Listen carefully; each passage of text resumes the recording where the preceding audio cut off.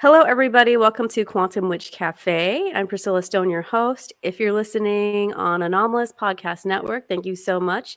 If you're watching on YouTube, thank you so much. Hit subscribe, give any feedback that you're available to give. It's all appreciated. Tonight, I had a cancellation, so luckily, I have all these awesome friends from Calling All Beings that decided to show up, and we're doing a show now. So the plan for tonight is to talk to them and then let some of you come in at 9 o'clock and kind of talk about like your story.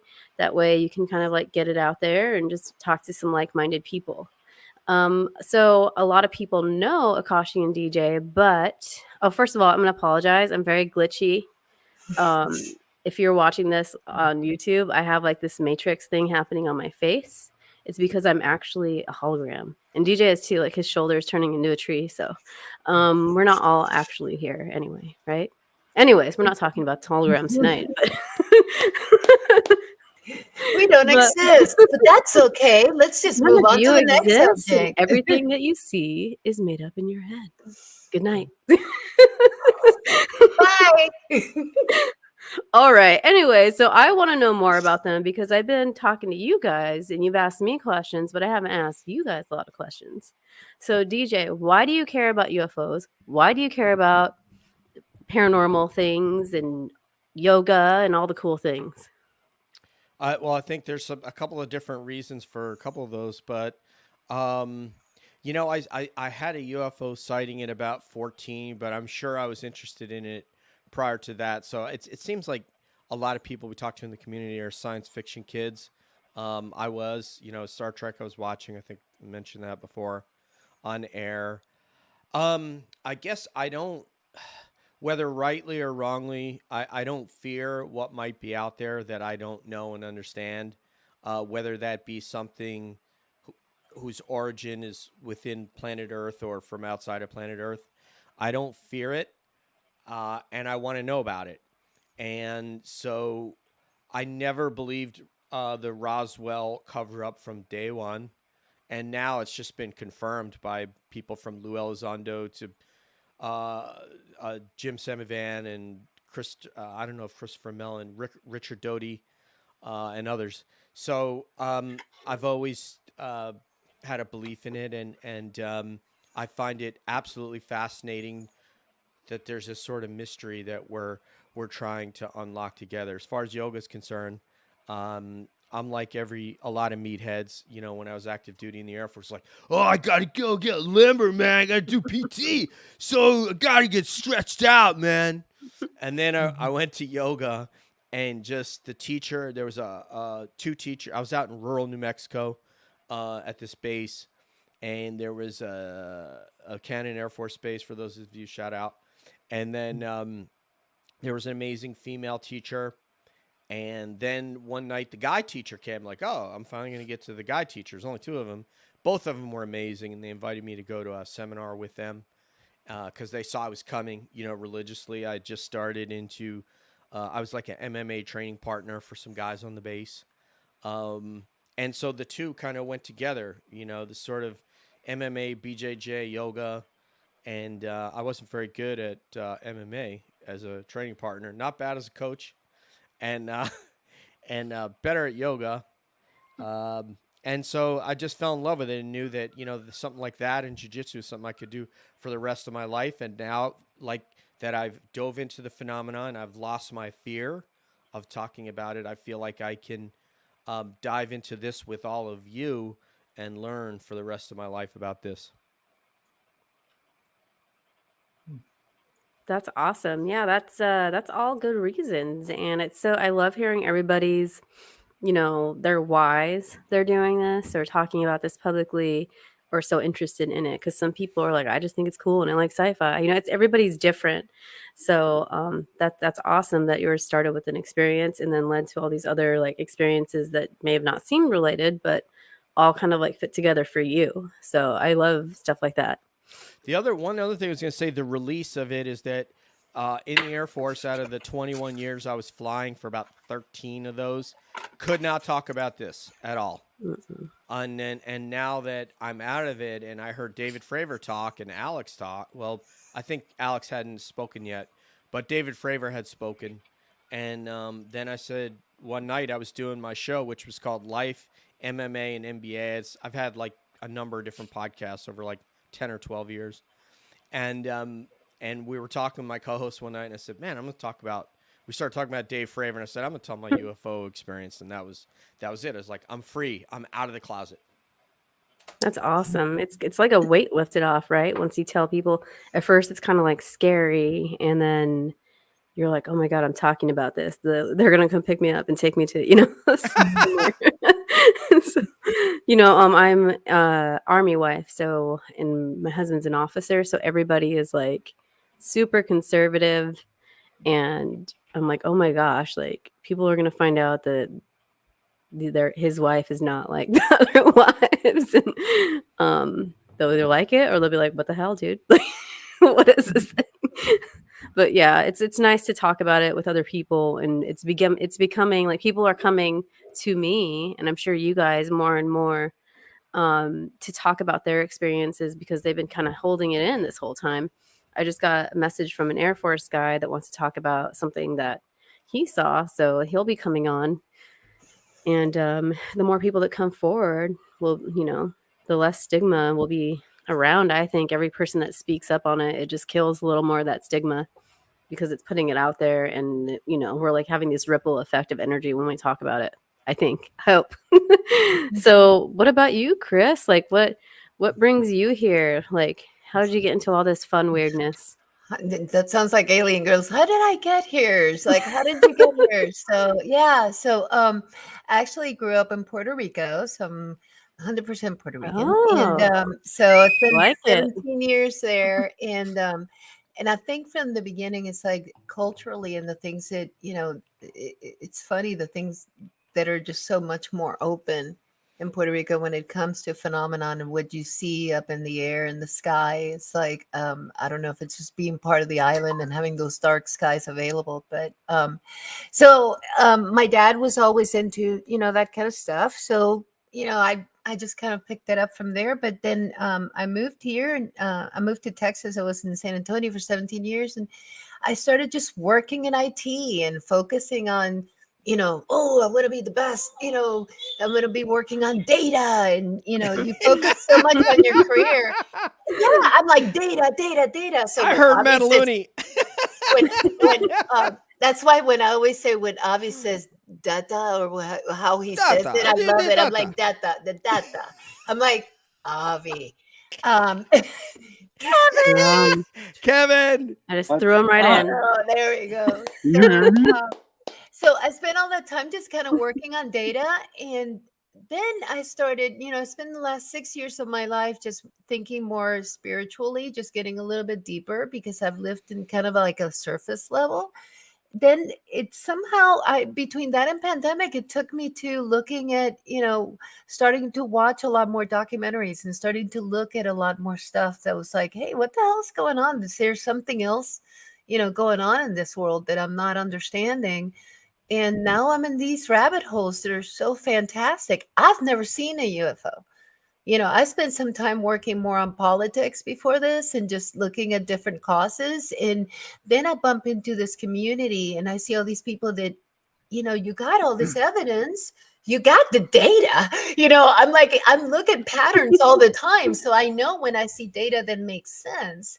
So I didn't need to necessarily see it myself to believe it. And somehow I bumped into this group of people that gets me, and it's really weird because it's like you belong, Yeah, I'm get all choked up. It's like you wind up in this community of great people. So I'm just happy to be here. So you're so amazing. We love you so much. Yeah, you're amazing. Yeah, the first time I talked to you or saw you on, I was like, I love this woman. Like, wait. First of all, I loved your Twitter picture because you had your alien. Yeah. Yeah. Somebody said "ak ak ak" because I put a Akashi Chris, and they thought I was talking about Mars attacks, and I'm like, well, that makes sense. So thank you for the idea for my picture for my profile. Like, so I just picture you as that. Like I every time. if I can help in any way to this community, either to like get the right people the right help, or get the message out, or make the phone calls, and talk to the senators, and whatever it Yeah. takes, that's what I'm here to do. So it's kind of a calling. So, Well, you're and I love amazing you to guys. have. I love Well, you we love guys. you too. We love you so much. Well, we have a surprise. Well, I have a surprise. It's a Flarius Kevin. I'm a I didn't know if you were surprise? gonna make it or not. Wait, I said make sure wait. all the cabbies have a link. So, Hey, I'm a surprise. Are we oh, why does live? your Sexy. hair look better than mine? That's not fair. And you know what? You're in Supposed good to. company. It looks better Welcome than to our most people world. on I planet know. Earth. They Yeah. probably just like woke up too, and it's like that. Woo! No, I just got off work, actually. Oh well, looks like you did. You gonna make her You feel didn't worse, your Kevin? brow. Kevin, to make her feel better, I worked on this for hours. That's what you said. Oh, You yeah. used hot Yeah, rollers, I'm damn product. it. Okay. Red She came King, from you hair and know. makeup. I know. Oh, yeah. So I don't know Mhm. anything about you besides what I've seen you do with the cabbies and what you do on your own. But I feel like every time you and I were gonna like interact, like something happened with your internet, or it was like that speed dating round when I first met you Oh, guys, and it was just like, "Hi, I'm Priscilla. How are you? Okay, yep, I saw UFOs one time. Cool, yeah. bye." Like it was like I super got fast. Oh nervous. my God, that's just like him. That's So exactly Like, oh what my he God. does. I saw UFO. Gotta go. Bye. Yeah. well, Oh, that's what I yeah. felt like too, though, when I was talking to you guys the first time, because I was like, "Oh my God, this is like speed dating. Like I gotta like get it out." Not that I've ever done speed Right. dating, but I would imagine, right? I don't know.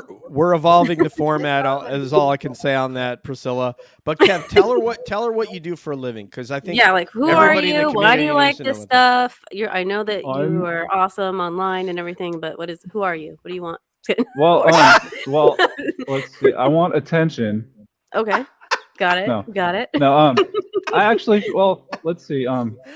What should I tell him, DJ? For a living, I have worked Please. with I work with children diagnosed with autism. I've been doing that for 15 years now. What I do is I help transition them into a public setting, less restrictive setting, because a lot of these places, there's a lot of well, I don't want to go into it. Oh, that's It's just more restrictive. There's a lot of restraints. There's a lot of just not good things happening. Oh man, You know, and that's Priscilla, I'm not going to say that I love Kevin live on air, but I love Kevin because of that, what he does. yeah, that's a lot of love and patience to put into people. They're beautiful. Like when I did hair, I had a child that was autistic, and I was the only one that could cut his hair. And people were like, "Oh, he's acting weird." They were so horrible. And he'd get in my chair, and I'd take him to the back, and like like a section of the salon that wasn't so like busy.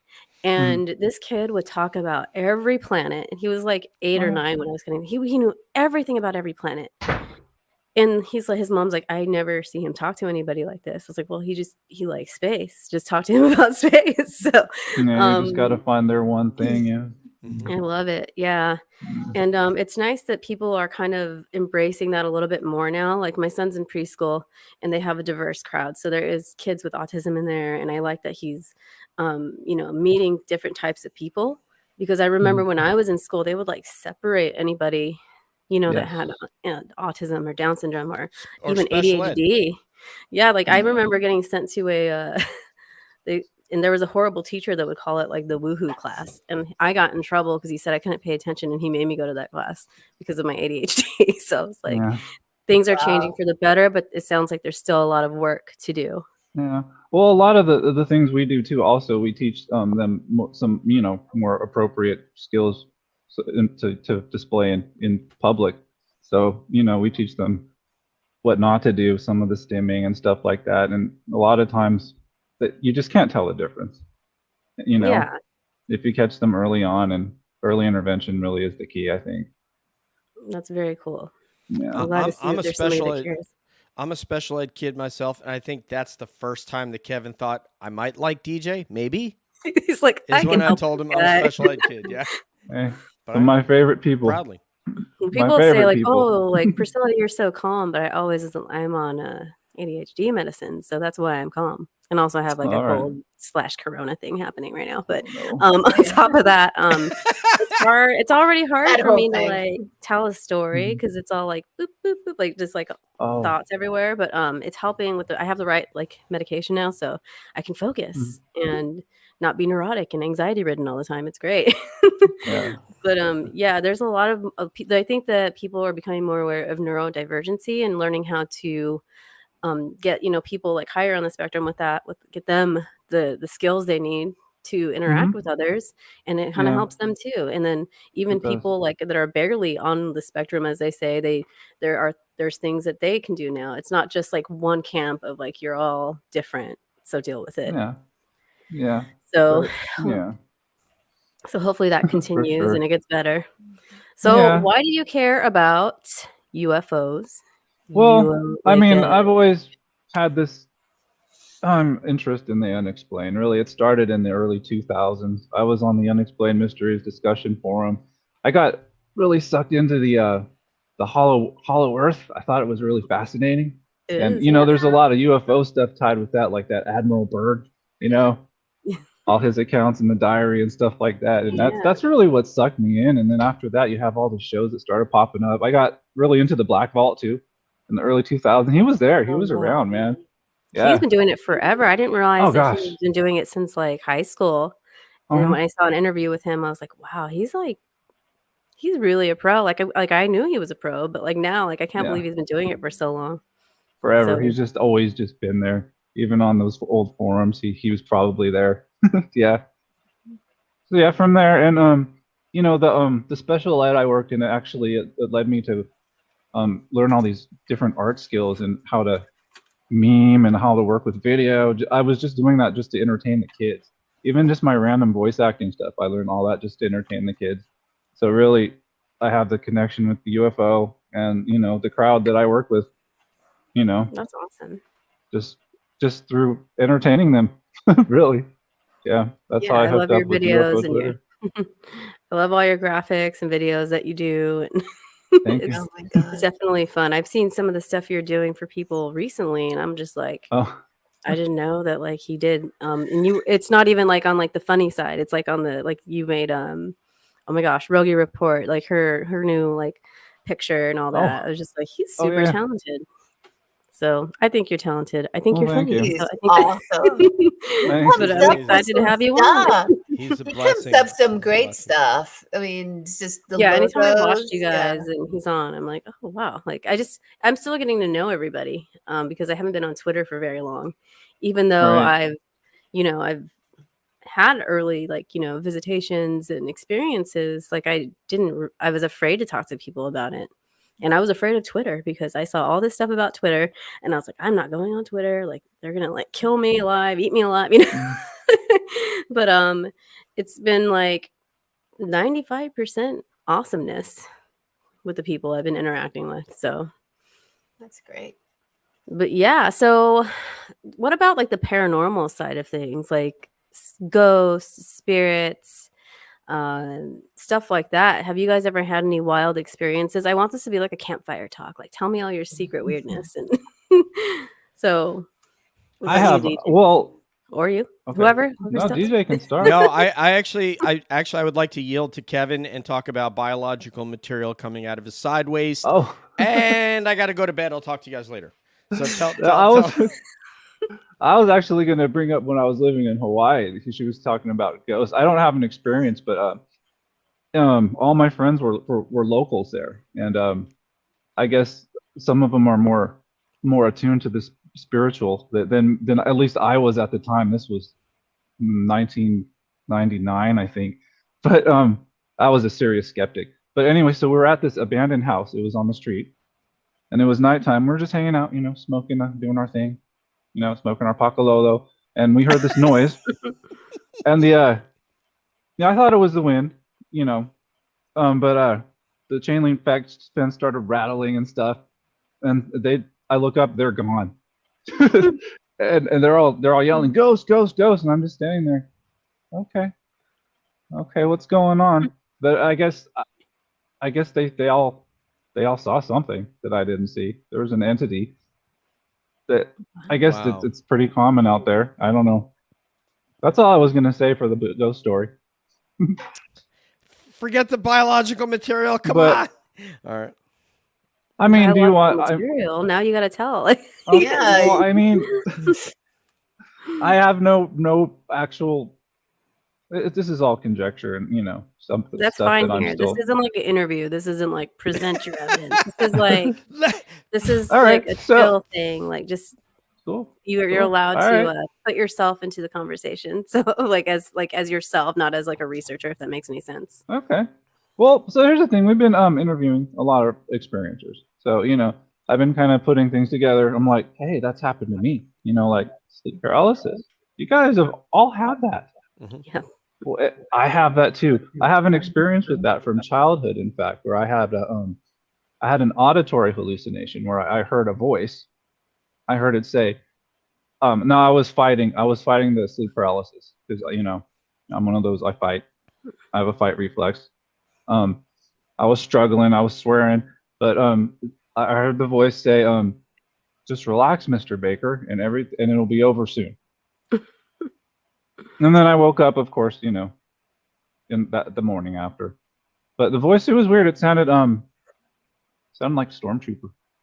Kind of the Nice, electronic sounding yeah. voice, like the right helmet. Yeah. I noticed. I don't know, maybe that's my interpretation because I'm a Star Wars fan. But yeah, that's my weird childhood experience. That's interesting. Yeah, so I've always had sleep paralysis. It's something that happens a few times a month. So you still have it. Yeah, I still have it now. I don't even freak out anymore. It happens. I just go back. It's I'm like, yeah. okay, whatever. I'm like, I don't even care. So Yes. I mean, sleep maybe paralysis is so underplayed though. Like when it comes to experiences, I think people just write it off. And as somebody that's had different types of sleep paralysis, like the one that the difference between, oh, my body's just still asleep and holy shit, there's something next to me. Like emergency. It's that emergency feeling. Yeah, exactly. Because I mean, like everybody's fight or had flight. nightmares. Yeah.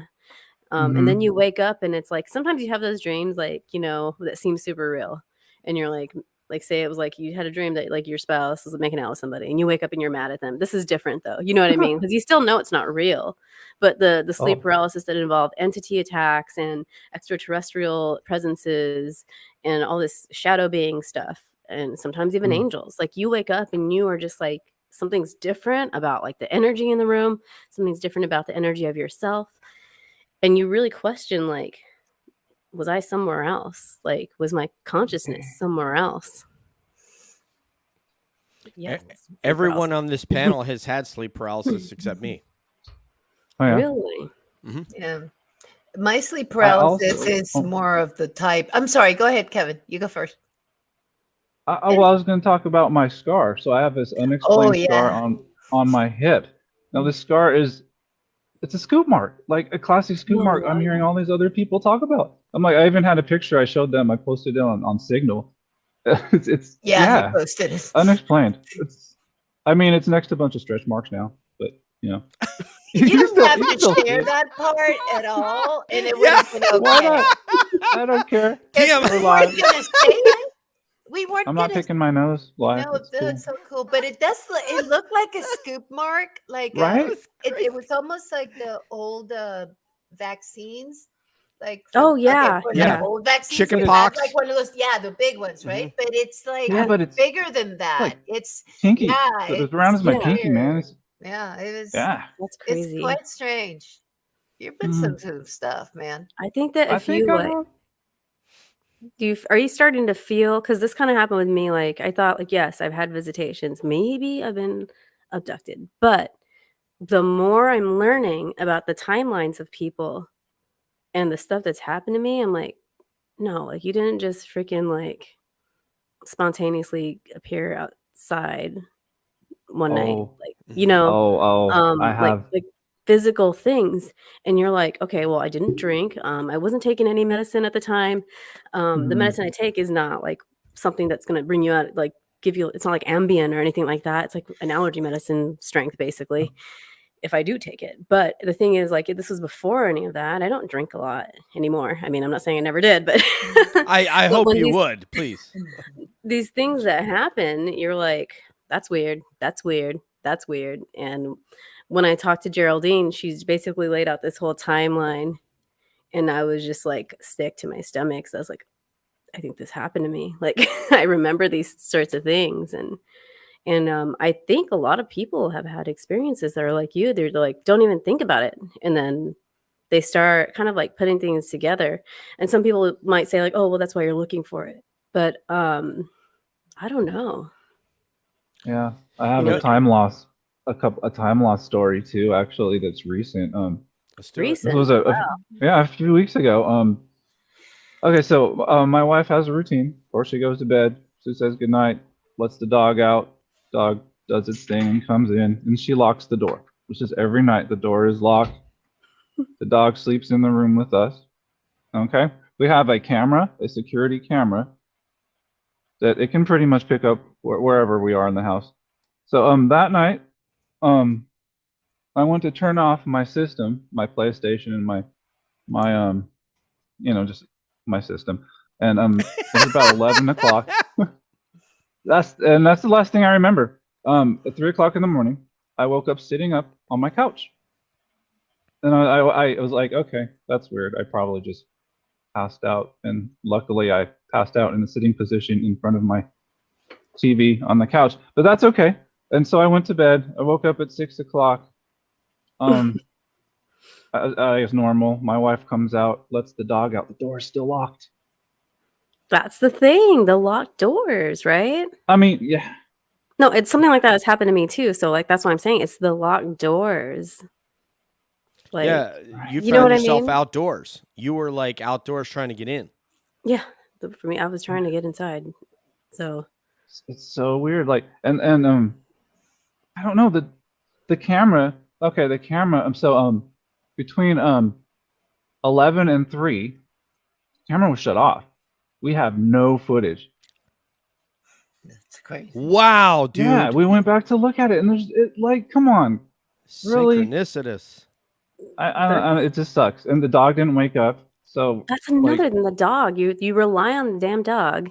Not Like your a damn watch. dog, but my damn dog. I'm like, you're supposed to be like letting me know something's happening. Like, wake me up.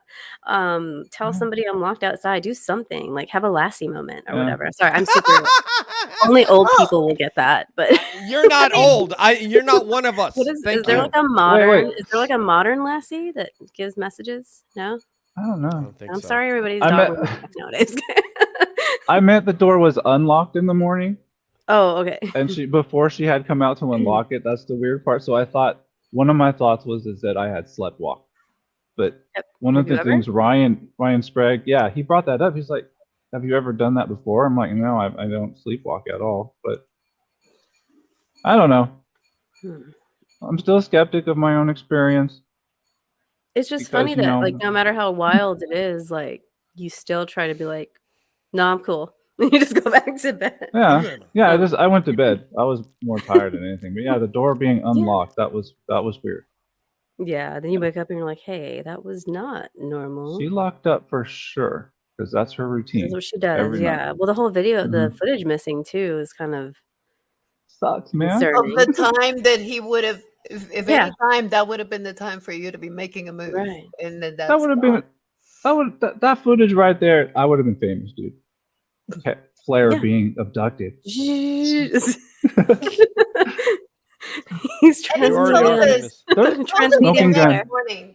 You told us the next morning. You were freaking out. You were like, "That's why we're laughing because he'll get on signal and he'll be like, oh, I have missing time from last night. Bye. I gotta go to work." Gotta go to And it's work, like, man. Well, You're like, wait, I had to what? document it. missing. I used Signal as my first documentation because I learned at work you got to document everything first. But the first documentation, that's what counts. So So Yeah. you I freak wrote it us all out down. and then go to work. Yeah, well, I didn't want to be late. It was my first day. Okay, bye. Grabs his lunchbox and walks out the door. Yeah, those kids You did needed it me. with I had to this go, part, too. master more impersonations.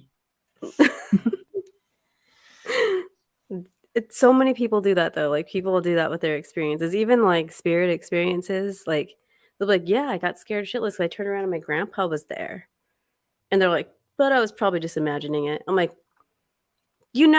like I daydream and space out all the time. Like it's never been to the point where I'm like, "Shit," like somebody's here.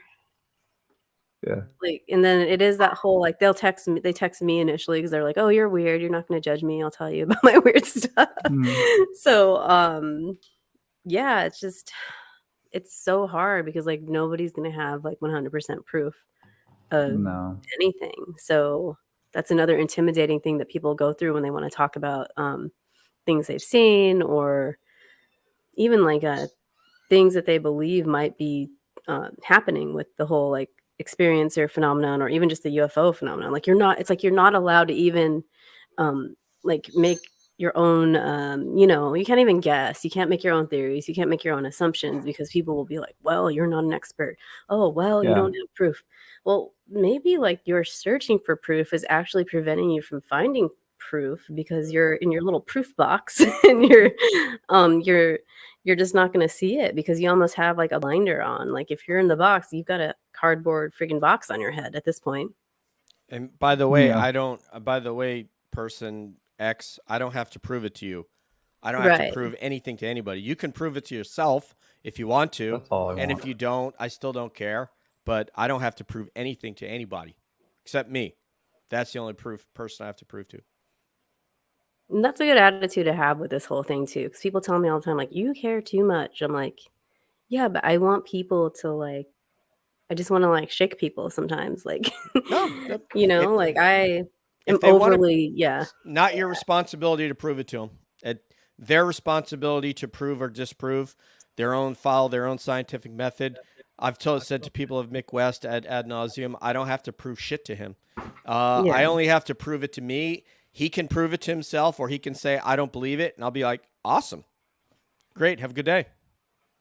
Yeah, and that's just gonna be how everything is about the tiniest thing, so when you take something big and super unexplainable, that's when people really are just like, "Nope, nope, nope." Like, they shut down. It's Yeah. so weird how they're Okay. just like, And when you and gone. when you bring it up to people, they don't wanna hear it. They don't wanna hear it at all. But, I mean, but there's some people, I mean, and I'm bumping into some of those friends now that, you start asking questions and they just once you start asking the questions, it almost becomes like almost obsessive because you want to Yeah, get those answers and then you want to get the rest of the answers. And I mean, I haven't had a paranormal experience, but again, because I'm always looking at data, I'm always about data visualization, right? So I look at trends in different areas. And one of the ones that one of the rabbit holes that I'm really digging into, because of personal experience I'm going through, is so my father had an NDE.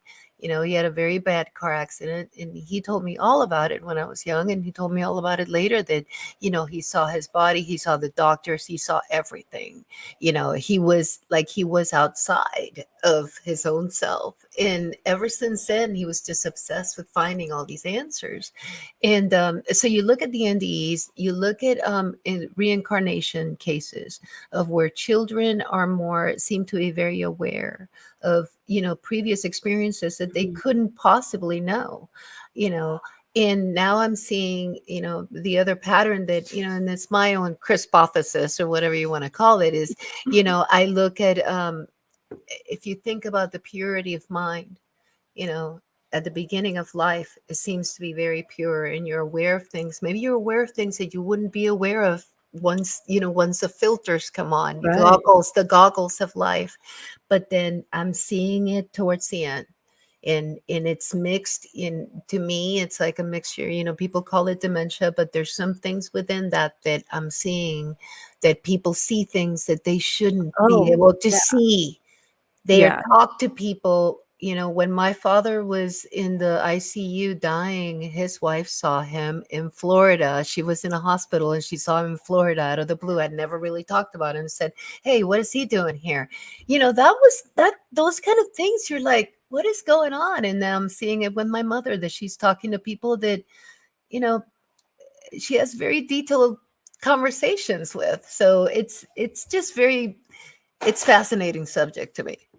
It just opens so many doors because, are we just not seeing things that are here all the time that we only see at the beginning, at late in life, or maybe when we have some, that consciousness Right.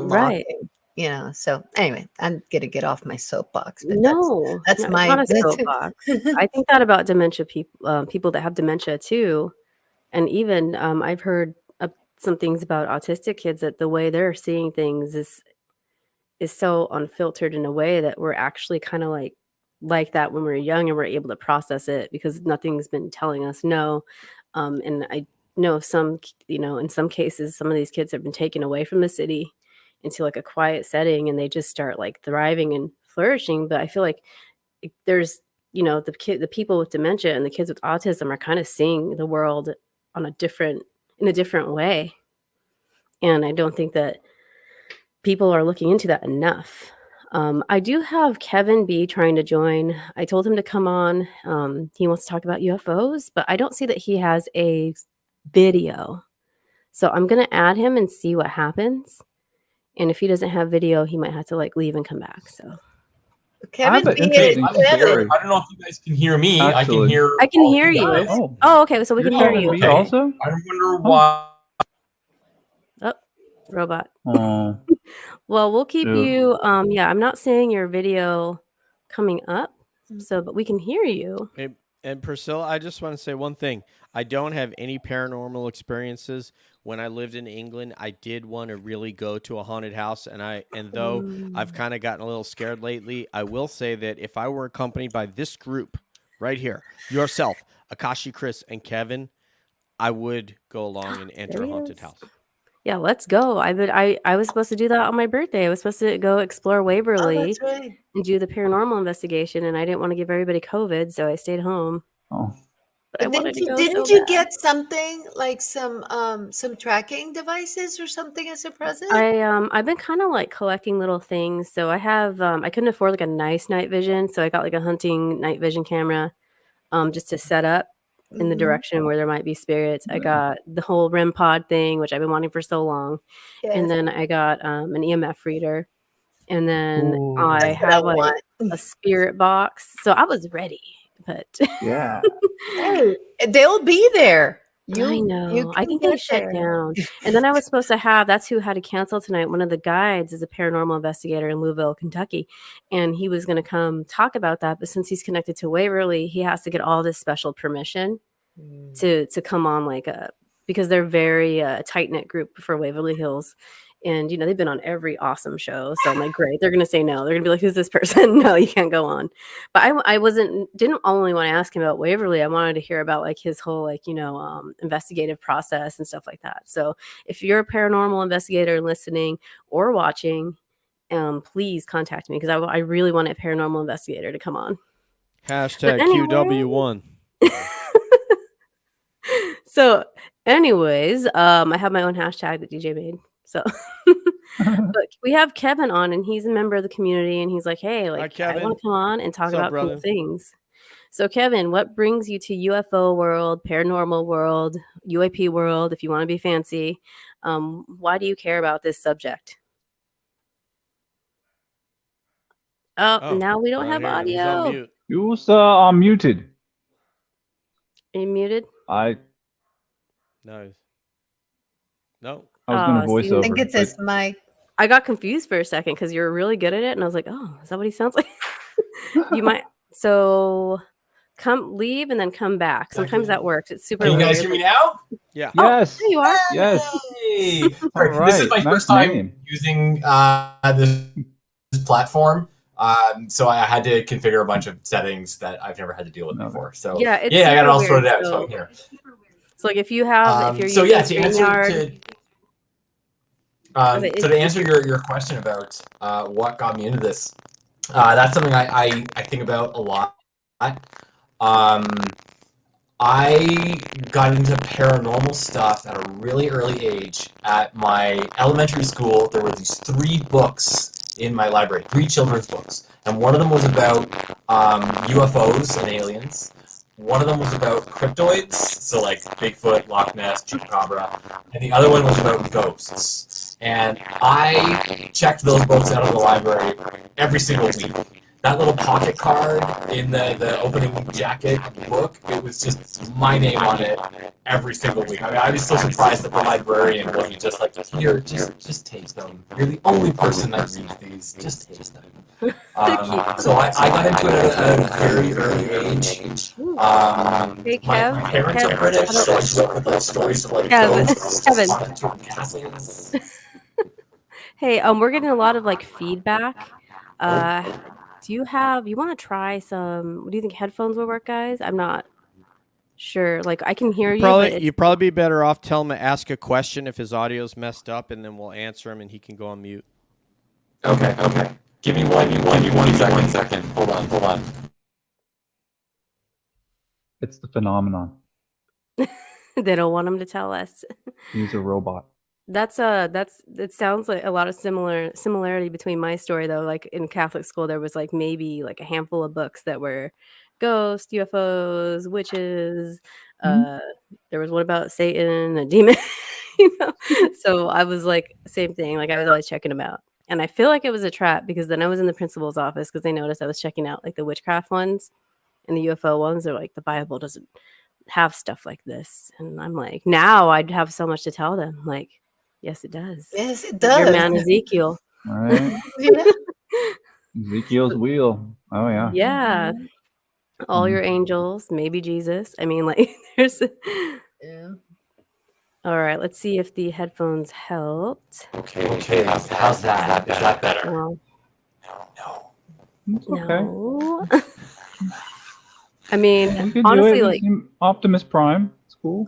you kind of just sound like a robot Kevin. Okay. Is that any better? No. Okay. Give me 1 second.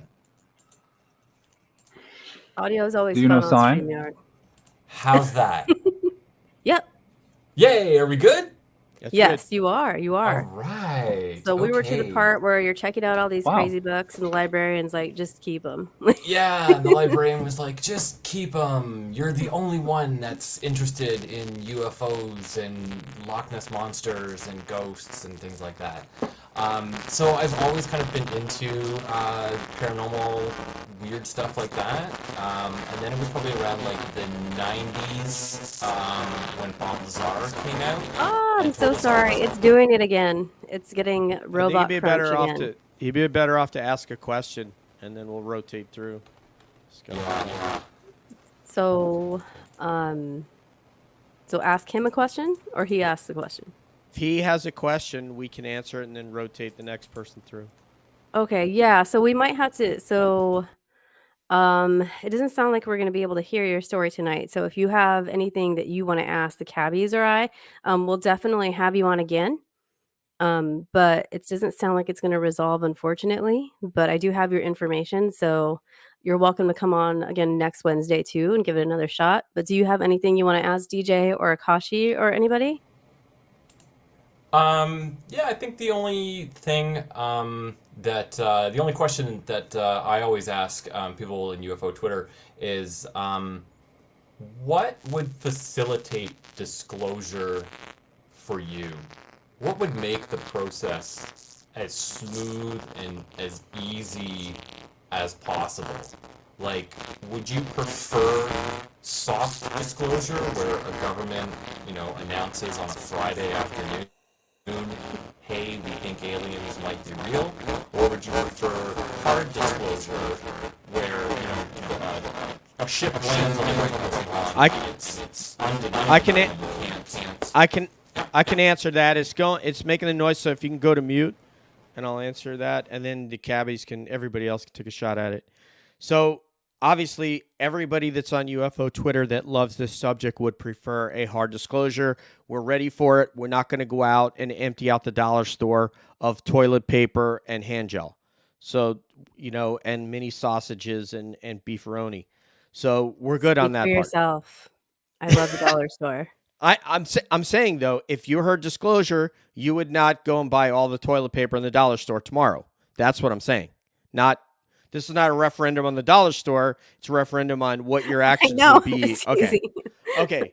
I would not. So, well, no, because it makes it seem like I'm making fun of the dollar store. I'm just thinking of that one lady that pulled up with a flatbed and literally Oh, no, unloaded no. all the toilet paper in the dollar store onto her Oh, flatbed yeah. truck. Yeah, people Okay, are doing it everywhere. so I would prefer hard disclosure, but that's not reality. Reality is soft disclosure, which has already happened. And you would say, well, how do you know it's happened? Well, the legislation tells you that it's happened. At least from the standpoint of the United States. That doesn't prevent Canada, Zimbabwe, Nepal, Bhutan, Australia, Liechtenstein, Kazakhstan from releasing any UFO data and files that they have, or talking about that they have a file and they have evidence. So it's already happened, at least from the United States standpoint. And now it's just a matter of a slow, maybe rolling out of information up to a certain point where it would compromise national security. And but yeah, it's already been, the fact that there's legislation tells you it's already there. It's already happened. So, all that's behind it, that may not happen in my lifetime. So I'll pass on to the other panelists. I'm just going to comment one thing on that because I take a little bit of a different approach because I think more of the mainstream, only because, again, I'm surrounded by people that don't, they're not us. They're not, we're going down all these different rabbit holes that people aren't even aware of. So it would be great to have the right soft disclosure, if they start preparing people and start taking the stigma off the right way, from the top down, in order to be prepared. Now, because they're not doing a very good job at that, we might wind up with, the phenomenon decides to make it real for everybody at its own pace. So I get concerned that I worry that we might not be I'm not going to pick on dollar store, but we might not be wiping out the shelves, like we usually do. But I mean, but we have done that in so many other cases that I do get concerned that people won't understand. And it would be nice to start spoon feeding that information the right way and start getting people used to it at a pace where they're comfortable. So that's my 2 cents on that. Hilarious. Anyone? Go on, Kev. Okay. I'm you're in my audio. You're my what is it, virtual house? Guess first. Well, I don't think, I think it's a long ways off. I mean, you look at what's mainstream, even on YouTube, and like, that's not us, dude. It's it's who eats what on TikTok. It's like people's eyebrows. It's yeah, we've got a long ways to go. Disclosure is not going to happen. If it's going to happen, it's got to be all at once, all or nothing. I think just to keep pace with all the eyebrows and the the Miley Cyruses and the, come on, Kardashian surgeries. Really, the only people right now watching our shows is, well, us. There's like maybe 10, 12,000 UFO Twitter people. I don't know. I'm estimating maybe more than that, but that's not a whole lot of people. We got a lot of work to do. After QW1 goes, I got something else. Okay. Well, I agree. I think all three of you are right to an extent, but I'm with Akashi on the thing where I'm not expecting, I'm kind of just being like, I'm being kind of petty. I just want the government to like be held accountable. I don't care what they say. I don't think they're going to tell me what they say or what they know. I don't think everybody's going to know how to share behind the scenes to get the information to one another. We're already seeing that with the Air Force. So I kind of want them to be held accountable for accountability's sake and for the law. But as far as disclosure goes, I would love for everybody's like mind just to get blown, because I feel like that's the only thing that's going to snap people out of this stupid like TikTok BS where they're like, fridge restock. This is where we are. I'm going to stock my fridge. Watch. And then their fridge like opens itself and their husband's over there freaking rolling around with the camera and like getting all these awesome shots and leaf blowers so their hair's like this. I'm with everybody like to an extent. Like we're not ready. But help us. I feel like people just need it. I feel like people need to get like smacked upside the head with some scary truths. And I don't even know that people are going to think about wiping their ass once they find out aliens or extraterrestrials or ultra-terrestrials or visitors from other places are here. I think they might shit themselves, but I don't think that they're gonna Well, like. I want to upgrade from paper. Okay, they gotta have some alien tech. YTP. It's the energy. Like, what is it? The thing that squirts you in the butt? It's a bidet, but it's energy. It Yes, just like, yes. like Yeah, a whisks your laser. butthole clean. Laser butthole cleaner from the fifth dimension. A little Oh, yeah. fountain of joy All right. there. All right, so Q Dub, let me give you the second part. Let me try and explain myself better. Oh, I'm coming through on somebody's speakers. Sorry, Okay. I think that might be mine. Hold on. Okay, yeah, you got to go to mute. There you go. Okay. So, again, especially, I'm going to compartmentalize. Here's the center of my screen. I'm going to split it down the center. So, on this side, I'm going to be DJ wants full disclosure now. Does everybody got that? Okay. Now we got to go with what's realistic and what's going to happen. So, again, I'll ask you what your job is. So, Pricilla, what's your job? You're a mom, right? Like right now. Yeah, your job is to take care of those kids Yeah. and raise them. That's your Love job. them, take care of them, keep them alive, basically. Right. So that's your mission. Akashi, your job. Okay, it's to be on mute. Okay. All right. I have a dog underneath my desk, so go to the next one for a minute. Okay. 'cause she's So, decided all right. that- So the point of my thing is that we all have a job and a mission. And if you look at, for example, the President of the United States, whomever he may be in whatever administration, his job is not to say, hey, I'm going to release the UFO, I'm going to make them release all the UFO files. That's assuming that he's read into everything, which he's not. And let's see what happens, because it's the right thing to do. That's not his job description. That's not my job description. That's not Priscilla's job description, is take care of those kids, not release everything so that UFO Twitter loves it and the world starts to mature in terms of understanding that there are other intelligences out there who we don't know who they are or where they've come from or if they're from here, and we want to know. All of us, I want to know. But that's not what their job is, to say, I'm going to provide. It's not what the Air Force's job is. The Air Force's job, to the chairman of the National Command Authority, which includes the President, the Secretary of Defense, and the Chairman and the Joint Chiefs of Staff, the Joint Staff, is to provide air superiority and dominance over the entire battle space, most particularly the United States. It's not to go, oh, I'm going to tell UFO Twitter what they want to hear because they want to know. That's not what their mission is, what their job description is. And all of us, like Kevin, is take care of those kids, make sure they don't hurt themselves. Let us graduate them to an outside program where they can grow as a young person and flourish instead of being suppressed in this program. That's his mission. Now, if I tell him, yeah, but Kevin, if we do this, it'll well, look, my mission is this. So that's what, so half of me is, okay, I want this, but what's actually happening is this, and I understand the reason, even if I disagree with it. And I don't like being lied to, and I don't like obfuscation and being BS'd by the government or anybody. And I am very upset about that, just like you are, Pricilla. But if you ask me what I think about disclosure, it's what I want and then what's going to happen, which is a slow roll and a desensitization, and in this case, legislation that actually codifies how to study this topic and that it exists.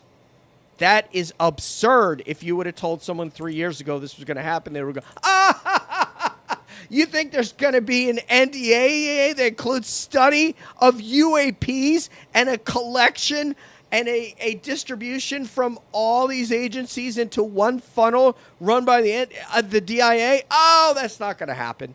And it happened. Yeah, you're absolutely right. That, and I think it's going to get more and more like that. More things are going to happen that people would have laughed at, even like a couple of years ago, if you think about it. Because even last year, even after all the work Tom DeLonge did, all the work that you know, the New York Times did, you know, everybody involved with that, Elizondo, Mellon, everybody. And then we've got obviously Jacques Vallée's work and other people. Like the list could go on, right? Of people that have Hundreds. been working. So even last year around this time, I had some guy making fun of me. He's like, "Oh, well, that would be a great story. Wow, you should write all that down. You'd sell novels." Like he was such a dumb, like your typical dumb jock attitude. Like, you know, the guy in high school that, like, you know, made fun of everybody for nothing. And so even last year, we were like, we knew something was going to happen. So we were trying to like tell people, but then now that it's happened, we have, you know, like, okay, well, your government thinks it's worth some time. So I think more and more this sort of thing is going to blow people's mind little by little, which like is probably the best option.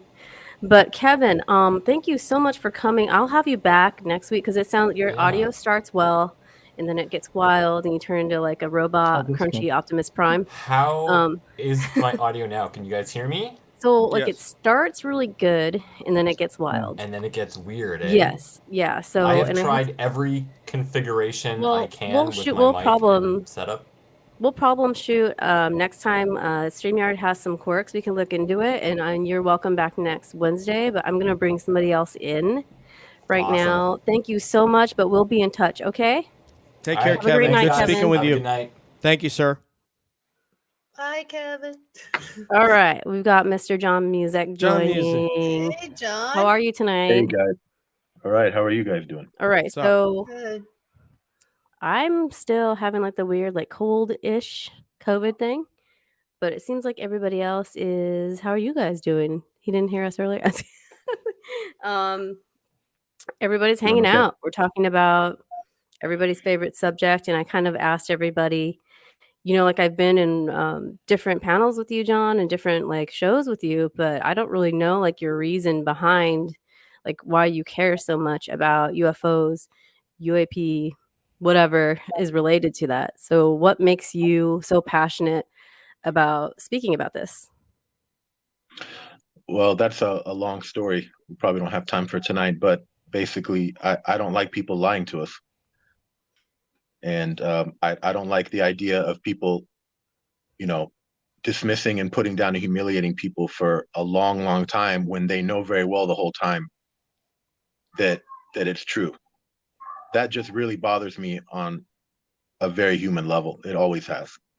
And I've always had a deep feeling since I was a small child that we're being lied to. I just had a gut feeling, and my gut feelings never failed me. It really does bother me a lot. I don't know about you guys, but I'm hoping that instead of mass public panic, after the initial public panic wears off, that it will inspire children all over the world to pursue science and mathematics. And like Lex Friedman was saying, and it could help unite humans as one species instead of divide us. Although I guess you never know with everybody fighting amongst each other for technology and resources. I don't want to get too far ahead of myself, but that just really bothers me. People lying, you know, I have a lot of history behind that. Why I'm saying that, it's a long story, you know, but the things they've done to people for decades is inexcusable.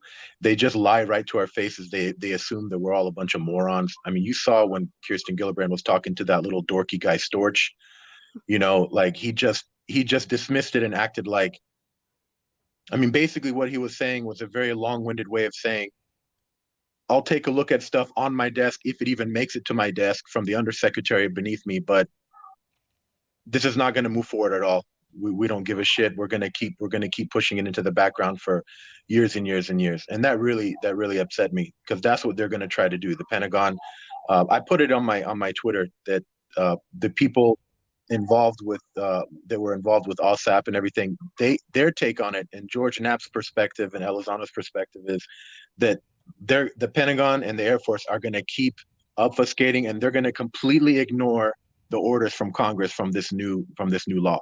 They're not gonna adhere to it at all. They're just gonna completely ignore it as if it doesn't exist. They don't give a shit. They're not gonna divulge anything that is gonna get anybody in any trouble or cause any kind of public panic or give any extra information to any adversaries or anything like that. Yeah, I think a lot of people are with you on that. And we kind of just were talking about that, like how is, this whole disclosure thing going to play out? Are they going to give us what they're supposed to give us, or are they even going to give each other? Like there's nothing really that says they have to tell us anything, like completely. Like, yeah, the reports will come, but not like they're going to keep things to themselves, and we have Right. everybody acting as separate entities instead of sharing information. Yeah, And they're not. it's like, how are you going to twist their arm? You know what I mean? Yeah. Unless you threaten them with jail time, and even then, the really juicy stuff is probably in the corporate world, like in the black tech corporate world, which is not subject to congressional oversight. So there's a reason why people have been saying for years that you have to pry it out of their cold dead hands. They're not gonna give it. But I'm glad they're pushing forward. I was very happy that Gillibrand did that.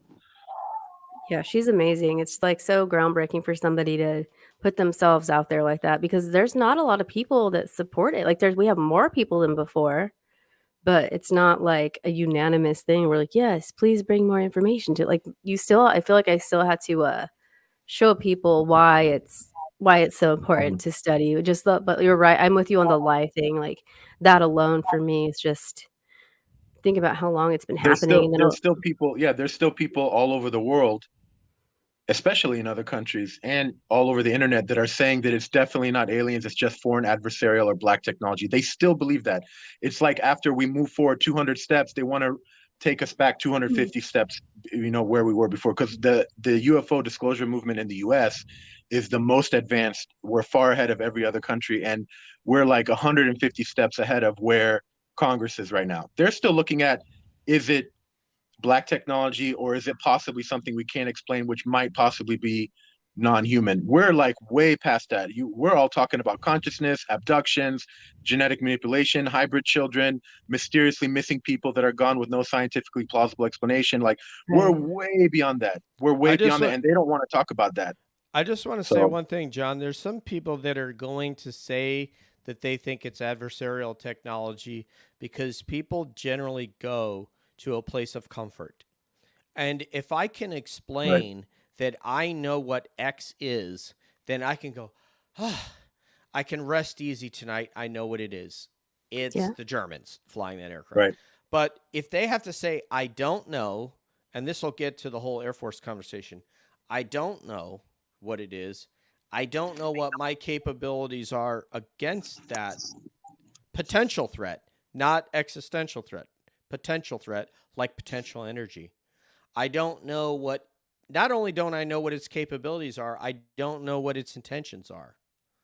And I cannot prevent it from, I do not have air superiority over that craft that isn't even an aircraft. It's a craft, exactly, but it's not an aircraft. And when I say it's not an aircraft, I mean it doesn't need air to fly. There's nothing that humans make that don't have to interact with oxygen and hydrogen mix that we call air. And DJ, that's that's what they don't want to get into. Fly. That's what they don't want to get into. Colm Kelleher and Lukatsky and Elizondo have been hinting very, very strongly recently that even getting into that is too much for them, because then you open up Pandora's box, because Congress and everybody else around the world is going to start asking questions at that point.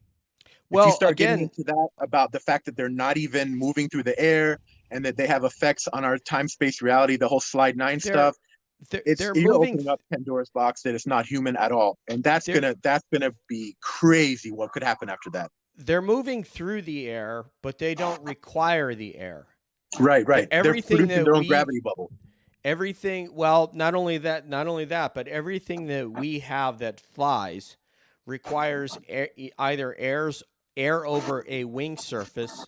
Bernoulli's theorem we'll talk to you about, as velocity increases, pressure decreases, and that theory is how wings are constructed. Or a helicopter or drone are called by FAA standards a rotary wing.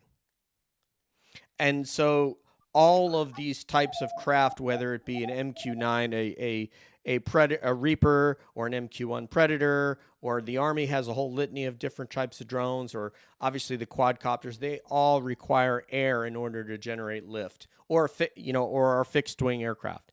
These things don't. The point is, though, is to explain to you what the sad news is, and obviously everybody in this panel, there's nobody on here who says, "Oh, I like to be BS'd and lied to." Is there anybody that likes that? Raise their hand. Nobody raised their hand. Nope. Shocker. But the Air Forces, they see it. So now I'm not agreeing. I'm trying to understand, right? Because that's what we have. We deal with what is, not what we can say what we want to be, but then at some point we have to deal what the situation we're in. It's not in their interest to go out and to illuminate all the aspects of these craft that are flying around that they have no control over. It's not in their interest. If they do that, they're going to come to the conclusion, more and more people all over the world, even people who don't care about this, that it's definitely not human in origin. Because there was some Navy PowerPoint presentations showing on YouTube a while back, some of them going 118,000 miles per hour, multiple sensors recording them, including satellites. So that cannot be a mirage or a hologram. Some of them were going 251,000 miles per hour and stopping instantly. There is no known material known to man.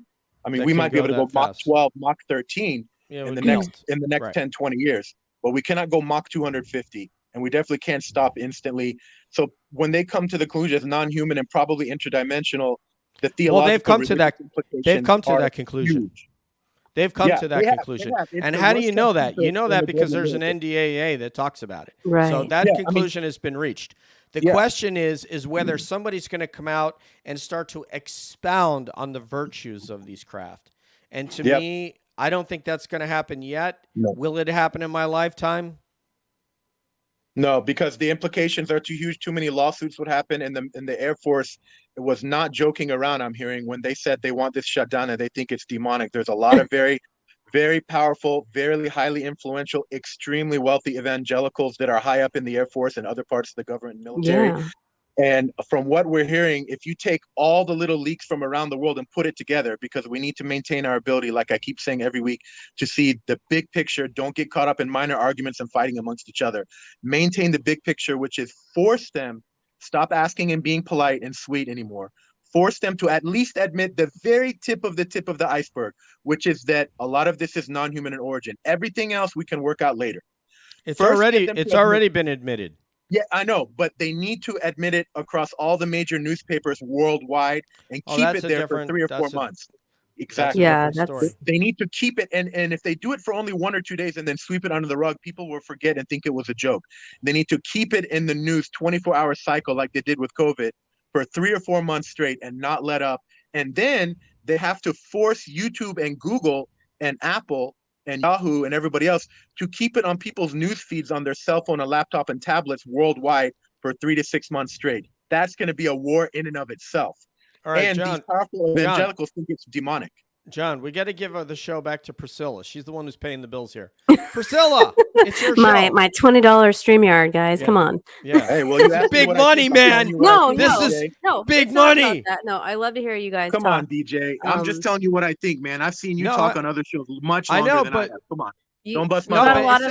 We've got a lot of intelligent people here with a lot to say. So we've all got, I wouldn't say I have like a big personality, but I'm like, borderline intelligent. So but we borderline what? We all have, we all have things to say. And that's why I asked you on, John, because I know that you would say no, I'm gonna mute you, John. I don't let this woman talk. I like to hear people out. Go ahead, mute me.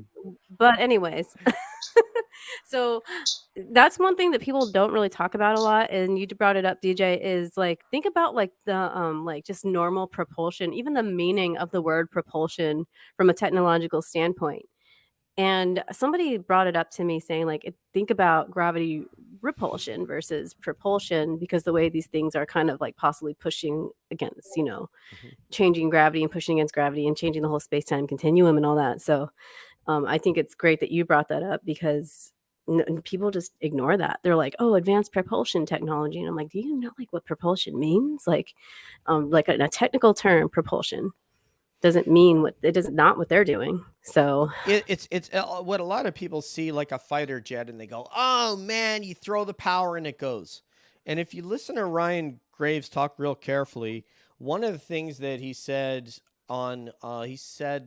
actually, we talked about this on a talk space last weekend, is that the velocity that gimbal craft was going was such that were he to pull the power back on his FA-18 to that speed at that altitude, altitude, he would have fallen out of the sky.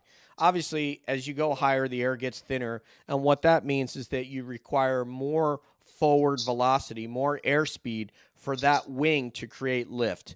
And when we're not on this a podcast, I'll get with you, Pricilla, and I'll explain to you why the wing is shaped how it is, and that's what creates lift. So the engine is just meant to drive you through the air so that that wing creates lift. But the smaller the wing, the less lift. The larger the wing, and the more you've seen your Hercules C-130s, they come to Fort Campbell all the time. They have that straight across wing, create a lot of lift. When you sweep those wings back, basically that the length of those wings is proportional to how much lift they want it to have, how fast they want the aircraft to go. You take an F-18, you pull it back to about 110 knots, and you're 30,000 feet, it's going to start to dive because it's going to experience what we call a stall. Not stall of the engine, but a stall of lift. So these craft are amazing that they can be up at 25. You look on the screen in Ryan's Graves aircraft or whatever, you see 25,000 feet, and this thing is going like I don't remember what the velocity was, but he said at that velocity it would have fallen out of the sky. So that it's and also the fact that every engine that we have, even if it's a battery powered drone, it creates heat. Like you guys have held a battery in your hands and it's hot, right? Mm-hmm. Well, even a drone that's run by a battery, when you're looking in the IR light spectrum, you will see the heat that's created from that battery driving those 4 propellers of a quadcopter, or 6 or 8 or however many propellers this thing has. Well, the IR spectrum of any sort of an engine, whether it be a turboprop engine, a jet engine, etc., when you're wearing the night vision devices like what you just bought, you will see that when they push the power up, that IR plume will get bigger. And what freaks these guys out is when they're looking through their sensor and it's set in the IR spectrum, either black hot or white hot, which means whatever's hotter. If you set it at white hot, then whatever's hotter will appear white, and the opposite for black. And oh my God, I don't see an IR plume coming out of the engine of this craft. Okay, that's starting to freak me out. And then we could start adding to the other things, whether it's hovering, whether it's moving at right angles. We don't have aircraft that can move at right angles. They can go zip, zip, zip, right. Zip. So anyway. And these people are up there all day, every day. You know what I mean? And everybody has their role. Everybody has their role in this. We're all observing it from a different standpoint in a different part of the world, a different, like you said, like what's your job or whatever. We're all in this little, like our own little spots observing the phenomenon. So I can't imagine being up in the air, having to look out for all this stuff as a fighter pilot. You're already doing something dangerous. And then you see something that you can't explain. And a lot of these pilots are so like analytical. They have to be. So everybody's going to have a little shock when they see a UFO, but I can't imagine being in their shoes and seeing a UFO. Let me explain something too about they're fighter having some pilots. serious effects too. So the biological effects, yes. Right? Psychological, emotional, psychological trauma, too, PTSD. Because Kevin Day has talked about it before, and it's just like heartbreaking to hear him talk about it. Let me explain something about fighter pilots. In the military community, you have pilots that are tanker pilots, pilots that are cargo pilots. You have special operations guys like the guys that I flew with, and you have guys like at Fort Campbell. You have the Night Stalkers, the rotary wing helicopter guys that went and picked up bin Laden. Everybody has a different mission, and nobody is an expert in all these missions. So for me, if I were, although I have tactical special ops flying, if I went into a fighter pilot briefing room, my mouth would be like this for the entire time, and my ears would be open. But you wouldn't hear my mouth move once. And the reason is because I have zero expertise in what a fighter pilot does. And they have zero expertise if they came and they joined us in our briefing room. And sometimes we do cross flow and fly with other I've flown on rotary wing aircraft. Mouth is closed, ears are open. Fighter pilots are the best people on planet Earth at identifying other things that fly. I'm going to say it again. Fighter pilots are leading planet Earth in identifying something else in the air, whether that be an aircraft, whether that be a drone, whether that be a balloon, whether that be a spaceship. they're used to seeing certain characteristic, and when they see something that doesn't fall into their box, it blows their mind, like what Pricilla was saying earlier. So that's all I wanted to explain about fighter pilots. Guys that flew with me, they're not experts at identifying aerial threats. That's not what we do. We fly, Well, we're that used makes to sense. flying low level. So everybody has a different mission. When it comes to identifying things in the air, fighter pilots are number one. I'm not going to get into all the other different missions, but that's what I need you to know. And that makes The total emotional sense.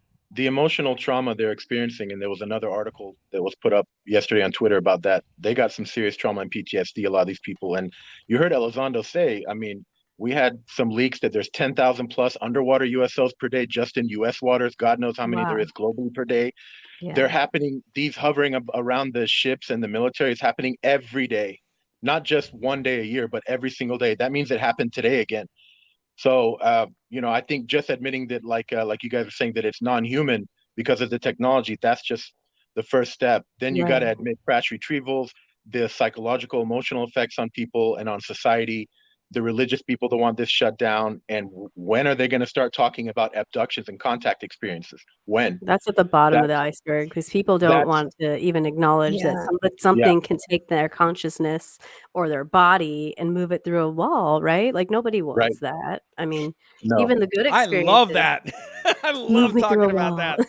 You know what, that's what I Katie? talk about all the time. You know me, Priscilla. All I Oh, talk about is I that know, but and the missing everybody, people. everybody has their comfort level, and I love that you're Mhm, able to retain so many facts, and that's why I like mhm. having you on because you're just spouting them off in a good way.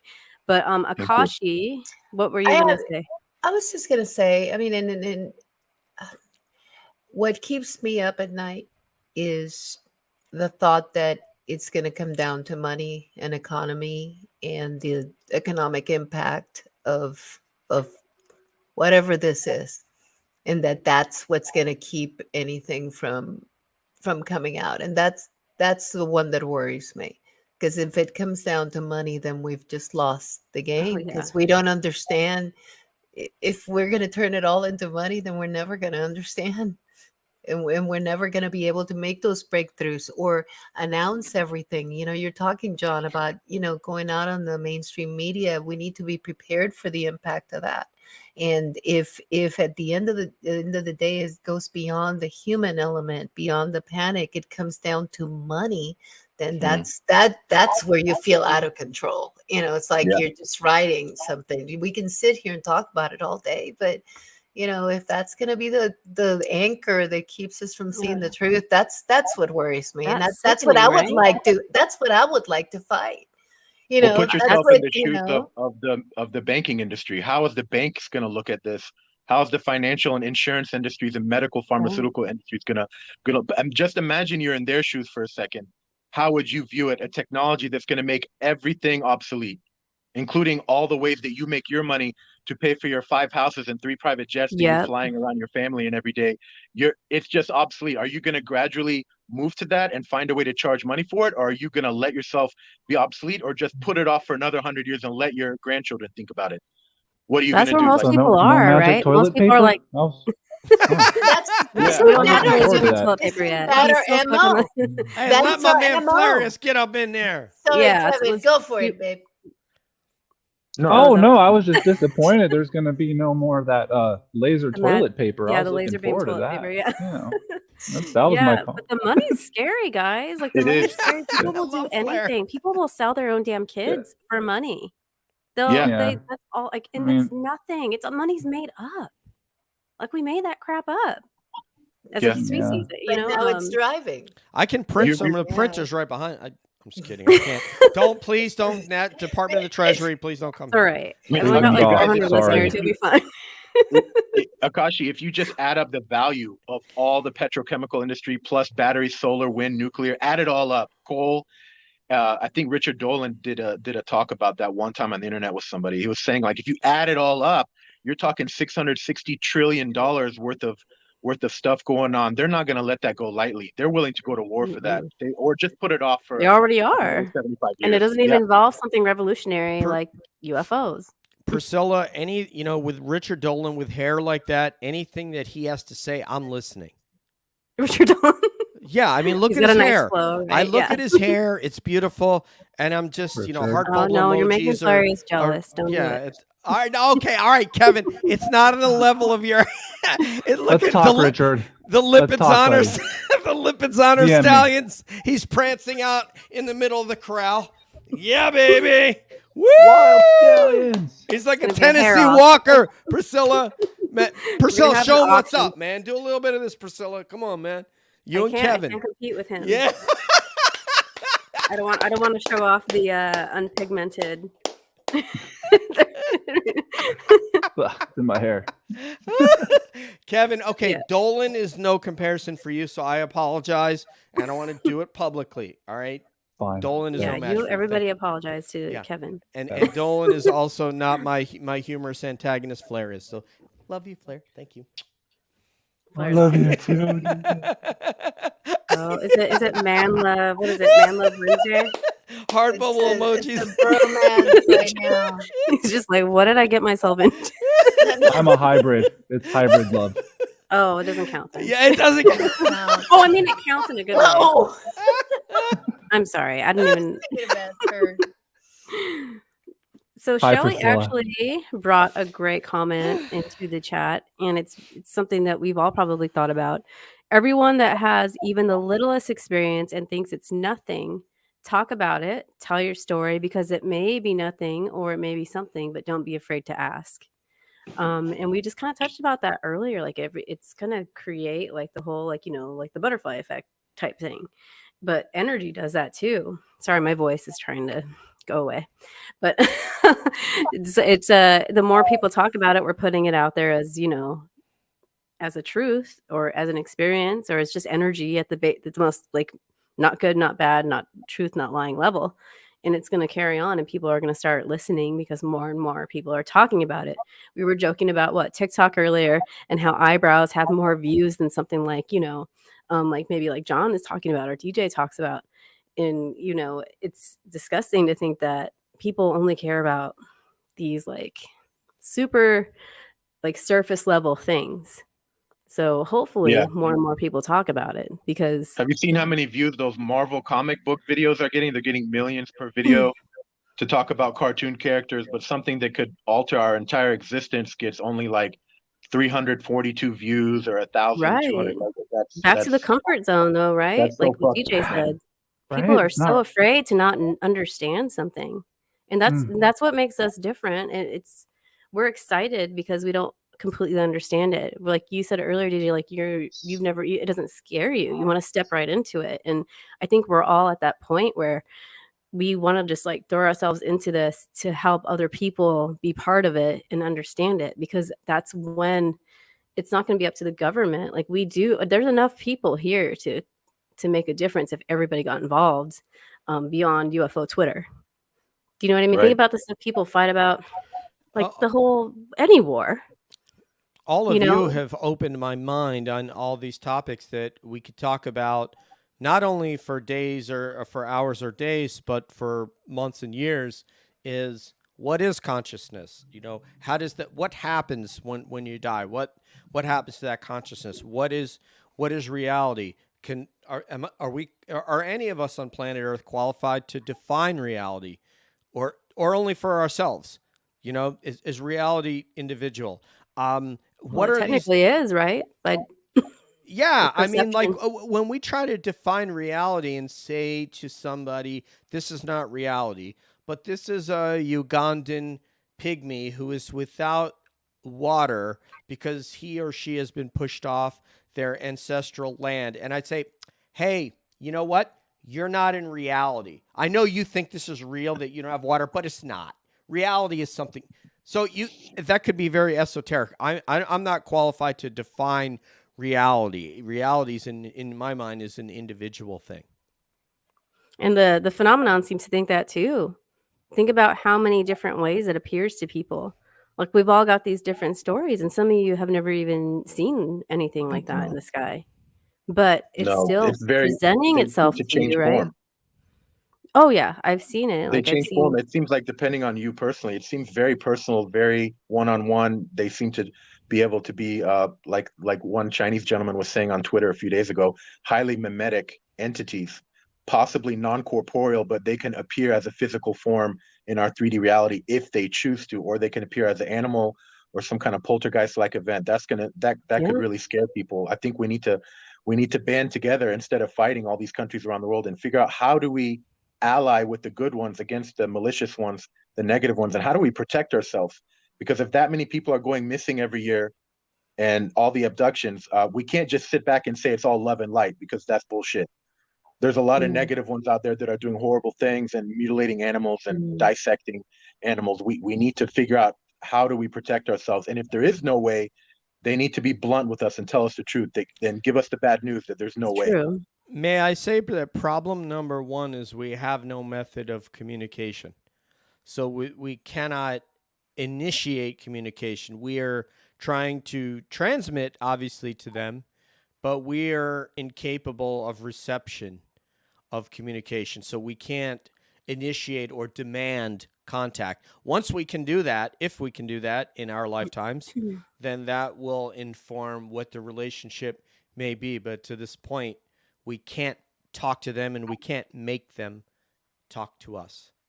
So what about all the people that do the whole, initiated contact, and they're like, no, I know that this is for me. They're here to advance us and teach us love and all this stuff. Maybe And reading Jacques Vallée's book, Messengers, the one that we're reading for book club, it's like Messengers of Deception. It has like UFO cults in the title. Sorry, I just keep calling it Messengers of Deception because it's a long title. But he speaks about that. He's like, there's nothing to let us know that it's actually benefiting us. Vallée said he thinks it's all of it. The whole phenomenon is psychotronic warfare to change humanity's brains and change our consciousness without our permission and without our consent. That's pretty profound. He's written that's in multiple disturbing books of his, and that's scary to think about, right? I give my consent right now.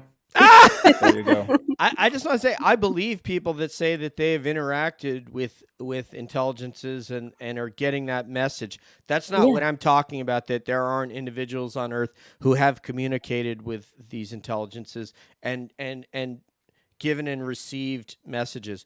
What I'm talking about is on a grand scale, global governmental scale, to say, Ryan Graves, okay, if to use Akashi's call sign, Kraft, this is Draco 33. Rock your form, or tell us what you want. They're not going to respond to you. You could come up on 243.0 or 121.5, and they're not gonna answer you. So that's what I mean is from that standpoint. I realize that we've had technically, people that, yeah. Well, DJ, I have a really important question for you talking about contact. Because I talk to the other people on this panel quite frequently, but I hardly ever get a chance to talk to you. Almost never. That's probably lucky for you. I'm annoying. Just go ahead. Lucky for me? No, man. I mean, you're not annoying. No, you're not. You're not annoying. You and I have completely different personalities, but disclosure has to unite us all, no matter what. So here's the thing. Do you believe what Tom DeLonge said a while back when he made a very bold statement about several things? But I'll just talk about one. He said that through his contacts, he has verified now that there are hundreds of U.S. government operatives that have been having one-on-one direct contact with non-human entities for a while now. Do you believe what he's saying, or do you think he has any reason to kind of polish the truth or exaggerate? It doesn't sound particularly plausible, but I couldn't say with conviction one way or the other, but it doesn't sound particularly plausible, other than obviously I think remote viewers may be able to have interaction. But I think if we were having contact, then maybe we would be having a regular dialogue. Then you could ask them, hey, can you stay out of training area 73 Alpha off the coast of Virginia Beach? Yeah, they would definitely be asking that, right? Yeah, so I mean, there's certain things. Stop abducting people. Yeah. Stop abducting. Yeah. Well, then again, there are multiple intelligences, right? There are some intelligences that apparently are interested to abduct and collect biological material and remove maybe organs, take semen, these sorts of things, and then there are some that just want to talk. So I don't know. I think there's a lot of different intelligences. There's some that are, yeah, they're giving Flair their phone number. All right, I got to take off, guys. Thank you so much for letting me join and speak with you. Where are you going to be next? What's your next thing before you go? Because I'm about to close up anyway because I'm losing my voice. Friday I'm going to be on UFO Thinker with Frank. I don't know if you interacted with him, but he's a UK based guy. He's really a really smart guy. He's actually a music teacher in real life, teaches people to play the drums. So yes, he should have a jam session with Kevin and Charlotte. I get it. Yes, obviously. Do some Pete Townsend.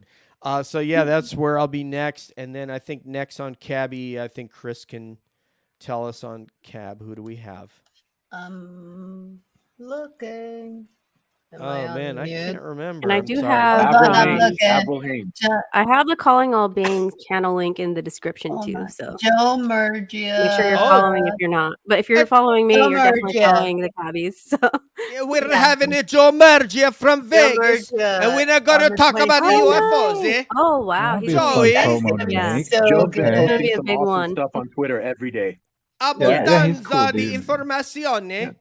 All right, he's so very hardworking and passionate when he posts. Yeah, so yeah, he does a lot of stuff on Twitter. Yeah. Thanks for coming, intense. DJ, and thanks for thanks for being talking with you basically on guys. call. I was like, I had a cancellation, and then you guys were here. So can I say one thank you to Pricilla? Okay, so driving home from work on at least 2 occasions, I got to speak with Pricilla, hear some of her experiences. Absolutely mind-blowing. And then you get out of the car and you're like, wait, what am I supposed to do now? I just heard this amazing experience. So thank you, Pricilla. thank you for being a listening ear and a good friend and everything. Thank you. Right. Have a great night. Get some rest. Namaste. Night, DJ. Namaste. See you later, DJ. Have a good night, DJ. All right, Akashi, we're going to start shutting down the cafe. So what are your closing thoughts? Like, we talked about a lot of different things. First of all, thank you for being like the first one that was like, oh, come on, Oh, come on. I really you might appreciate get it. cooler Because people, I was like, but man, I'll be I'm happy gonna to have be do there. something by myself. Like, I have notes to do stuff by myself, but it would have to be audio only because I don't want to be like staring at myself. Like, this is what I was thinking. Like, I did one video like that, and I was just like, I don't want to be the only one on video like that. It's always kind of cool to have somebody to bounce stuff off of. Yeah, exactly. I feel like I'm sure some of you know what I'm talking about. The movie Wayne's World, where Wayne leaves the scene and Gar's there, and he's like, "That's like me when I'm by myself." It's like I call it the Cindy Brady syndrome, where you're like, I don't know what to do. Exactly. Yeah, I'm with Priscilla, you. you should get a co-host. Oh, I do. I do have Artemis as a co-host on Wednesday nights, but I'm open to having multiple co-hosts on Wednesday nights for sure, because Wednesday nights are like, today's pretty laid back. It's a lot like this where we just like hang out and talk about fun things, and just the conversation just carries us all sorts of different ways, which I live for, stuff like that. So I love it. But yeah, no, it was a great perspective. Everybody's you hit on so many things. I mean, everybody brought the ADD is finally paying off, right? It's finally. I'm super ADD. Everybody in Cab knows this, but I mean, I like that everybody kind of brought their stories into it and their different perspectives and backgrounds, and we came from different areas and from different experiences, but we all landed here. And I just find that, I mean, that's really precious. And we need, I mean, that we all can sit here and talk, and I can talk to people that I've never really met in person and that have all these great experiences. I mean, I can go on Twitter and find all kinds of stuff. It's like, hey, my Celestron's not working. What do I do? Boom, somebody will answer. It's just such a great resource. And together we can just make it so powerful. So I'm just really glad. And anytime you need us, Flaris and I, we're here to support you, Awesome, Pricilla. awesome. We love you. And thank you, John. You've always been so supportive of all of us. So I just want to call you out on that, because you are really supportive of the entire community. So thank you. It's my pleasure anytime. I'm trying my best. Trust me. If I could do a lot more, I would. You're doing so much though. I'm telling you, you're just spouting off the numbers and the facts and where you got them, and it's rare to find that. So Yeah, thank you thank for you. being so, That's a passionate and gift. precise. And Kevin, Mr. Flarius, Hmm? Kevin, any closing What's thoughts? up? No, just like if you need anything, let us know. We I got your back. will. You guys came to my rescue Yeah. tonight, so You need help promoing, let me know too. Okay. awesome. No one promos like we do. I know you guys make it fun. At Calling All Beings, we've got the whole video promo I know thing between all of covered, you so guys, there's some crazy video, but in a good way, not like in a bad way. it's Oh, fun. crazy. Yeah. Yeah, We it's have totally fun. right. We're You're like, "No, I'm crazy." I like your format. I appreciate the no pressure here, man. I appreciate the laid back setting. It's cool. Well, I'm not I like have a it. journalist. I'm I'm not started either. this because I'm like a house mom that doesn't have anybody to talk to, that Hey, wants to talk about weird things, and I'm tired of scaring all these playground moms away. So I was like, I was a house mom too. I get it. were you? I scare 10 people years. away too on the playground, Priscilla, all the time. They start walking back to their car as soon as I talk about the non-human reality. They're like, you know what? I really gotta go. It was Right. great seeing you. Yeah, it's like, I do Yeah. want your Instapot Right. recipe, but can we talk about aliens afterwards or about Yeah. physics, Oh my No? God. All right. Okay, At the bye. playground, that's the example you came up with. That's pretty funny. No, this is like a real life thing. This is a No, real I was life talking thing. about Yeah. John. Oh, I was talking about hey, he John has a at kid the too. playground. I He know, has a but kid. it Both just you guys sounded crack me up. funny. Well, because at the that playground was John. John. there's a lot of parents. There's a lot of I parents standing know. Oh, yeah. around, I sitting know, on but the it bench, just just sounded watching We their were funny. like, kids time play. to spread the Yeah. good word. Yeah, I so I'm know. just like, hey, you guys want to talk about aliens or what? They're like, no, we don't. Thank you. They're scared. And yes, the Yeah, That is the can't they're whole handle scared out it. of reason their that I mind. made this podcast, guys, because nobody wants to talk about aliens. They just want to talk about, like, I love your recipes. I even have a Karen Casserole Tuesday where I incorporate these recipes that I want to cook on Tuesdays. Like, I'm down for good recipes and mothering stuff, but at the same time, I'm very, like, I want to talk about space. I want to talk about futurism and all the weird, good stuff. So nobody else wants to Good. talk about We should. it. So But you that's do why I have have you guys. fantastic eyebrows, Priscilla, I gotta say. Oh, really? Thank Mhm. Oh, you. Maybe man, I should yeah. start another TikTok with just the eyebrows. You got Do the it. The whole lack eyebrow. of them. You're obsessed with eyebrows now, Kevin. Yeah, I am. I am jealous of those girls though with like the caterpillar eyebrows. They're just all thick and like nice. Yeah. I've never had Yeah. eyebrows. So, so anyways, guys, Yeah. on the unibrow thought, John, what is your no? Not that segued really talk bad. about That segued eyebrows. really bad. John That thinks was that really your bad. John has good eyebrows eyebrows. are I meant it was like fantastic. yeah, he does. He's got See, great he's got the eyebrows, nice dude. thick You eyebrows. got better eyebrows than Yeah. I do, and that pisses me off. But it's okay. Thank you. I can handle it. Let's have yeah. I Good. was like, he has nice It's all eyebrows. good. We're all Let's unique here. yes, absolutely, and that's what's That's fun. for I was sure. complaining to DJ one day, like one of the days we talked, I was like, "Look, I'm just sick of like I feel like the witches don't accept me, but the UFO people, like I don't have a click there." And I The was like, witches don't accept you. Why? I'm like Why in a would they bunch not of accept different boxes. I'm like a cat hopping from box to box, and DJ's like, "Yeah, that's why you found the cabbies, and that's why you found UFO Twitter. Like everybody's like a multiple box person here, so you do fit in." We all But do. I was just like on a soapbox For that day. I sure. was just like, oh, like I just don't feel at home on Earth on this place. Nobody gets me. Like, Well, you know? we've all felt that a lot, especially when you know the real truth and you've been red pilled like that. Like we have. I mean, you feel alone. You feel Oh ostracized yeah, for a lot of your you life got to play until you dumb like find every your day. people. Every You gotta day. find your people. You know. Yeah, you got to play dumb every day, and that's why I just hang Mhm. out with my kids because they're cute and they're fun and like they're just my little dudes. So, I don't get judged. Yeah. Yeah. I understand. so any closing thoughts, Mr. Music? Closing thoughts.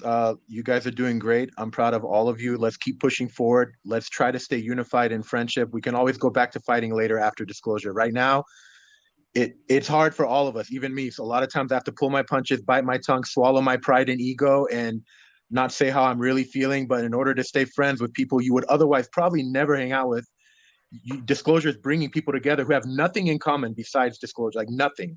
We're coming from Yeah. completely different backgrounds, completely different politics and religions and socioeconomic classes, but it's uniting us. We got to keep moving forward because if we break up into these tiny little cliques I'm seeing, Yeah. Disclosure is going to be a million times harder. We have to try to unify and demand that they admit at least some of this is non-human. We can do the other more shocking stuff later, like we said. That might cause too much panic. But right now, we got to try to stay unified any way we can, and just swallow our pride and just try to hold hands and move forward. And you guys can all find me on Twitter. My handle's right there. Everybody come follow me. I'm doing a lot of good stuff on there every week. So let's do it. Yes, he's he's definitely puts a lot of great tweets out and articles and all that stuff. And he's always out there to like be on people's show and like talk about what he's learned and knows and all that good stuff. So thank you for being who you are to each and one of you. Thank you to everybody in the chat. I really appreciate your support. And if you haven't subscribed, please subscribe, like, share, all that stuff. If you're looking for other ways to support the channel, our links are in the description below.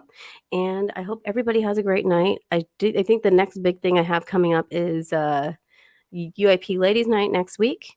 And that's going to be with Artemis, hopefully, if she's feeling better. And that's another kind of just hangout session. So please DM me if you want to come on. We'll definitely have Kevin on again because he was having some audio issues and I want to hear more about his story. So Kevin, don't worry, DM me. I'll get you the link for next week. And then at the end of the month, we have UAP Book Club. We're reading Jacques Vallée's Masters of Deception or Messengers. Oh my gosh, I can't talk right now. You know, I'll post it later. My brain is like Masters of the Universe. Yep, Masters Right. are all masters of your universe. And I am not really a hologram. I just have shitty internet right now. But anyways, thank you so much. I will see everybody around and have a great night. Have a great